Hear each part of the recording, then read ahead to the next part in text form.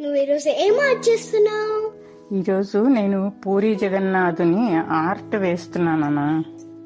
అమ్మమ్మ, పూరి జగన్నాథుడు అంటే ఏ దేవుడు? ఎందుకింత పెద్ద కళ్ళున్నాయి? పూరిలో జగన్నాథుడు ఉంటాడు నాన్న. జగన్నాథుడు అంటే కృష్ణుడే.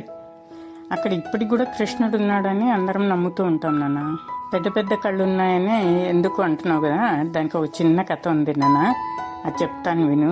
సరే అమ్మమ్మ, ఐఎమ్ వెరీ ఎక్సైటెడ్. పూరి జగన్నాథుడికి కళ్ళు పెద్ద పెద్దగా ఉండడానికి కారణం ఎందుకంటే, రోహిణి మాత ఏం చేస్తుందంటే కృష్ణుడు, బలరాముడు, సుభద్ర వాళ్ళ చిన్ననాటి లీలలన్నీ గురించి తన చుట్టుపక్కల ఉండే రాణులకందరికీ చెప్తూ ఉంటుంది అనమాట. కథలాగా చెప్తూ ఉంటుంది.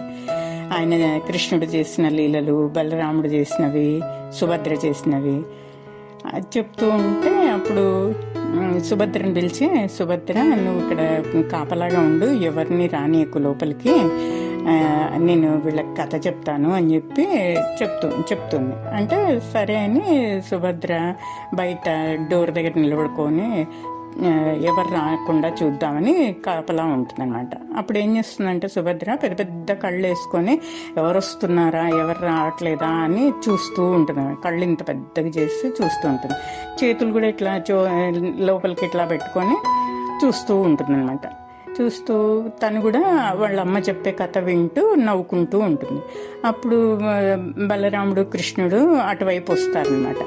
వచ్చి సుభద్రకు సాగ చేస్తారు, నువ్వు చెప్పకు అమ్మకు, మేము కూడా కథ వింటాము అని చెప్పేసి అక్కడే నిల్చుంటారు. సుభద్ర పెద్ద పెద్ద కళ్ళు వేసుకొని చూస్తోంది కదా, వీళ్ళు కూడా కృష్ణుడు, బలరాముడు కూడా సరే ఇది బాగుంది ఏదో అని వాళ్ళు కూడా అట్లా కళ్ళు పెద్ద పెద్దగా చేసుకుంటూ వాళ్ళు చేసిన చిన్నప్పుడు చేసిన లీలలన్నీ వాళ్ళు కూడా అమ్మ ఎంత బాగా చెప్తోంది, మన గురించి చాలా గొప్పగా చెప్తోంది కదా అని చెప్పి వాళ్ళు పెద్దగా కళ్ళు చేసుకొని చెవులు ఎక్కించుకొని చిన్న పిల్లల్లాగా అయిపోయి అలా నిల్చొని ఉన్నారనమాట. అప్పుడు సుభద్ర కూడా అలాగే ఉంటుంది. అప్పుడు రోహిణి మాత వీళ్ళ ముగ్గురిని చూస్తుంది అనమాట. చూసి ఓ నేను చెప్పిన కథ అంతా వింటున్నారా మీరు అని చెప్పేసి వాళ్ళని కోపడదామని చెప్పేసి అక్కడికి డోర్ దగ్గరికి వస్తే వాళ్ళు ముగ్గురు మాయమైపోతారు అనమాట. మాయమైపోతే ఈమె రోహిణి మాత ఏమనుకుంటుంది, ఓహో నాకేమన్నా భ్రమ అట్లా వచ్చింది వల్లే, వాళ్ళు ఎవరు లేరు ఇక్కడ, నాకు భ్రమ అయిందేమో అనుకుంటుంది. అనుకొని మళ్ళీ అప్పుడు కానీ కృష్ణుడు, సుభద్ర, బలరాముడు అంత చిన్న పిల్లలుగా ఉండి కళ్ళు ఇంత పెద్ద పెద్దగా చేసుకొని భలే ఉన్నారు కదా, ఎంతో ముద్దుగా ఉన్నారు, ఇలాగే ఉంటే బాగుండు పిల్లలు అని అనుకుంటుంది. అప్పుడు కృష్ణుడికి అది తెలిసి రోహిణి మాతకు, అమ్మ నీకు వరం ఇస్తున్నాను, కొన్ని రోజుల తర్వాత నేను పూరిలో జగన్నాథునిగా వెలుస్తాను, అప్పుడు నీ కోరిక తీరుతుంది అని వరమిస్తాడు. ఓకేనా కథ? థ్యాంక్స్ అమ్మమ్మ, నాకు ఈ కథ చాలా నచ్చింది. ఈ కథ వినిన తర్వాత నాకు ఒక కృష్ణుడి శ్లోకం చెప్పాలని ఉంది.